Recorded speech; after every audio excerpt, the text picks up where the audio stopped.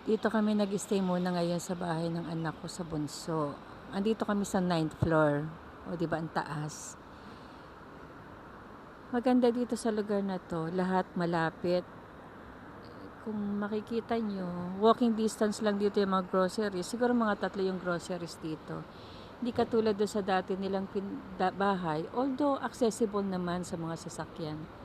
Pero dito, walking distance, kahit pa paano, nakakapag-exercise ka pagka maglalakad ka para mamili. Tapos, kita mo halos lahat dito. Parang buong London, kita mo. Kalilipat lang nila dito nung April. Mas maganda to kaysa doon sa dati nilang tinitiran. Dito kasi, ang mahal ng bahay. Pag mangungupahan ka, minsan umaabot ng 1.5. Yung dati nilang tinitirahan, ngayon daw, ang sabi nasa 1.8 na. Imagine, i-convert mo yun sa peso natin, nasa 73 ngayon yung pounds, diba? Parang ang laki-laking halaga na. Tsaka dito, medyo maliliit yung bahay.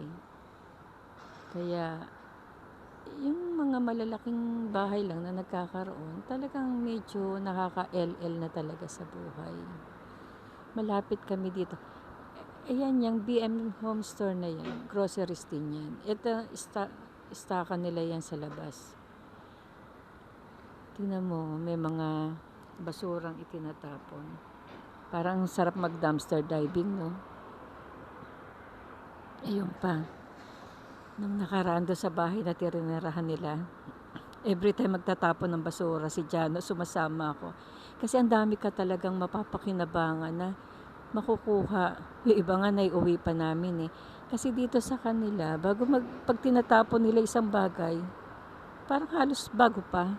Hindi katulad sa atin, bago natin itapon yung isang bagay, talagang hindi na mapapakinabangan.